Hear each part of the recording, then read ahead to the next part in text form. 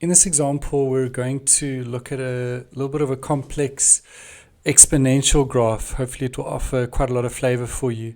And so we notice in the beginning, hx equals ax, there's no number afterwards. And so the asymptote underneath the graph is a bit hidden, but it's at 0. And we've got a y-intercept at r. If we need a y-intercept, we can just let x equal 0. And we've got a point up here. We've got another point where we're missing a b. If we're missing a letter, we can just sub that in. And d is directly above that.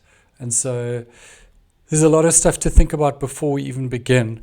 But let's dive in. Write down the equation of the asymptote. We did that in the discussion. Calculate the coordinates of r. That's where to get a y-intercept, I just let x be 0. And so that would just be, the y would be 1. But to write it as a coordinate, it would be 0 and 1. If I need a, whenever I'm missing a letter, I just sub in a point. This one looks a lot tastier than this one. And so if here's my graph, I'm going to sub in this point. And so 9 equals a squared. To get rid of the squared, I square root it. So it should be plus minus 3. But I'm going to choose the positive 3 because it's heading in a positive direction. And so there's my a. I personally like to just rewrite the exact graph once I've worked out a, so that I'm not tempted to keep using an a for the rest of the question. They also said that a must be bigger than 0. So that's why I dropped the negative answer. Calculate d such that dq is parallel to the y-axis and dp is parallel to the x-axis. So it's just saying it's perfectly across, perfectly down. That's all that that's saying. Calculate the length of dp.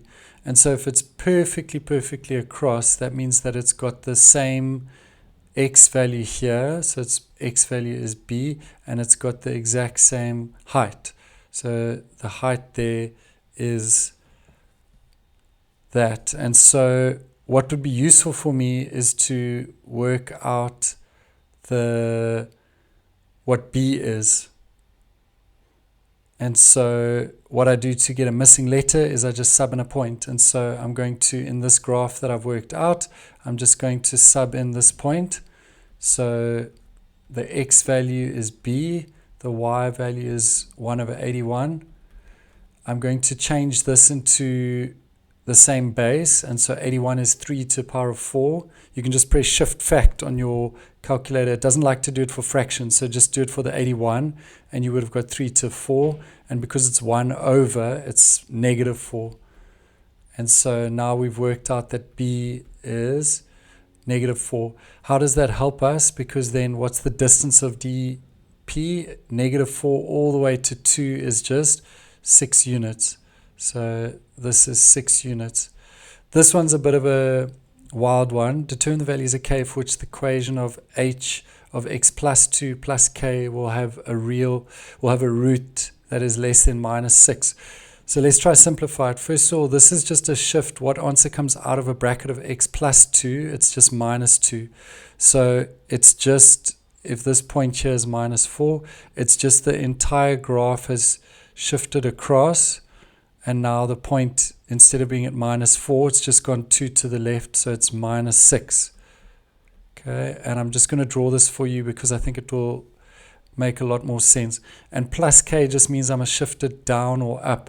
And so if I shift it down minus 1 over 81, then I am perfectly here at minus 6, and I have an x-intercept, a root of minus 6. If I shift it down any further, I'll end up with a graph maybe down here, but by the time it pops up, the x-intercept will be bigger than minus 6. And so I don't want to shift any more down than 1 over 81. So I want my k value to be a little bit bigger than that, but I do need to shift it down a smidgen, a little bit, and so it must be a little bit less than 0, but not more than that, otherwise I have this situation. I hope that you found this video useful for exponential graphs. If you did, please like it, subscribe to our channel, and share it with your friends. Thanks.